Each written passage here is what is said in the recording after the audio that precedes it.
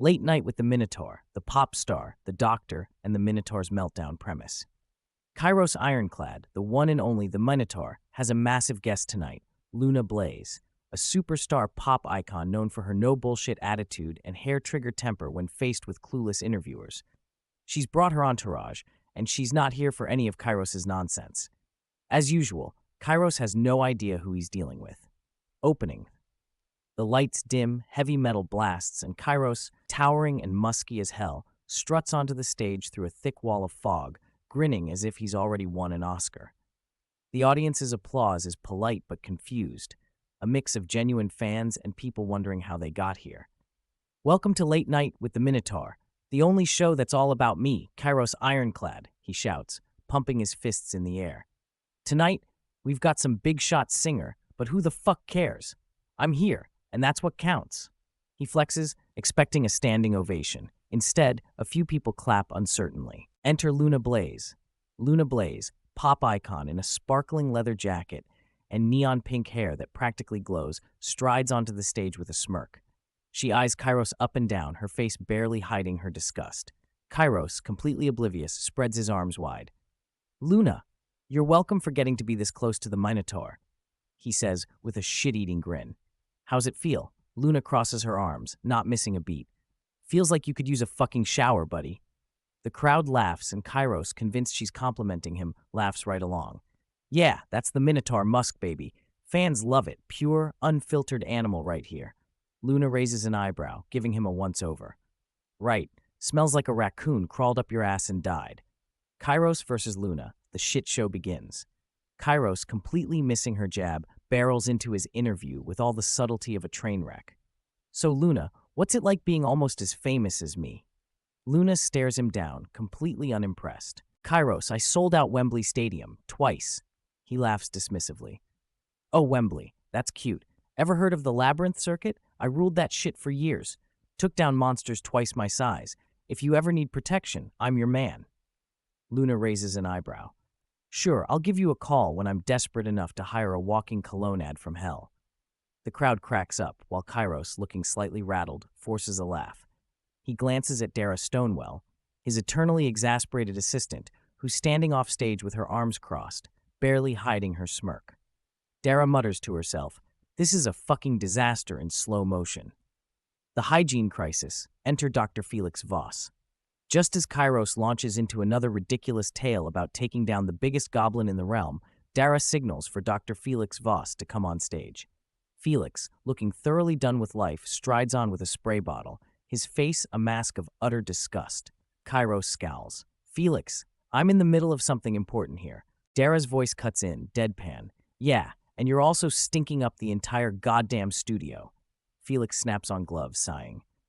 "All right, Kyros, either you let me fix this musk situation, or we're all going to die of asphyxiation." Luna's crew looks like they're ready to puke. Kyros waves him off. "This is fucking humiliating. I'm a Minotaur, not a goddamn houseplant." Felix douses him with industrial-strength disinfectant, muttering, "Believe me, I'm the one humiliated here. I went to med school for this? Goddamn waste of a degree." He adds another spray for good measure. "Your vibe smells like an armpit convention, Kyros." Kyros winces, twitching as the spray hits him. "Jesus, Doc, can you go easy? You're killing my whole vibe." Luna watches, unfazed. "Wow, you really need a whole fucking team just to exist?" Felix smirks. "If I had $1 for every hour I wasted on this idiot, I'd be on a beach, not playing zookeeper to a Minotaur with a death wish." Kyros forces a laugh, glaring at Felix. "All right, that's enough. They're here for me, not for you, Doc." Felix snorts. "No, they're here for the train wreck, pal."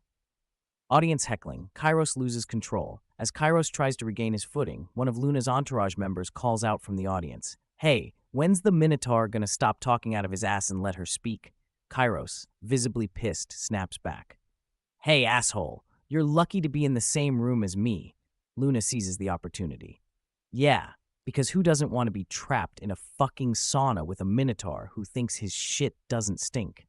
The audience is roaring with laughter, and Kyros, struggling to stay in control, forces a laugh that comes out more like a strangled grunt. "Ah, yeah, that's the Minotaur charm. It's, real talk."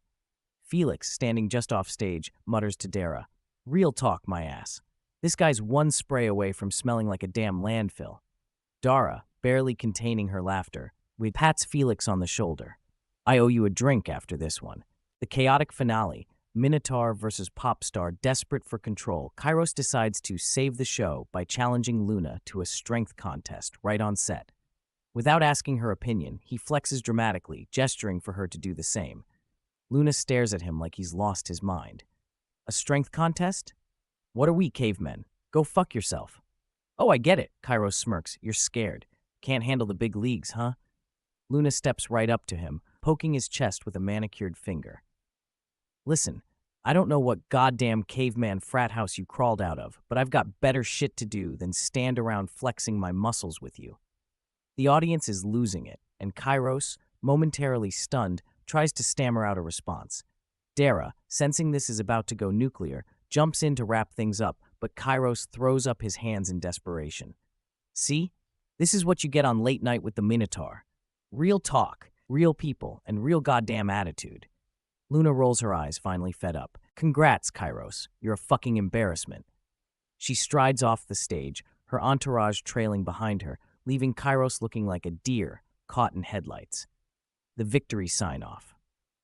As the audience cheers wildly for Luna's dramatic exit, Kyros forces a cocky grin, standing there as though he's still got some semblance of control.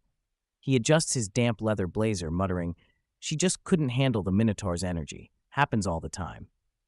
Felix, packing up his kit, shakes his head, muttering to Dara, "I need a fucking vacation." Dara smirks, whispering back, "You and me both, buddy." Kyros, oblivious to how thoroughly he's just been roasted, strikes a final pose for the cameras. Thanks for tuning in to Late Night with the Minotaur. Join me next time for more of yours truly, because who the hell else are you gonna watch? The lights dim, and as he steps off stage, Kyros turns to Dara, frowning. So, did that go well?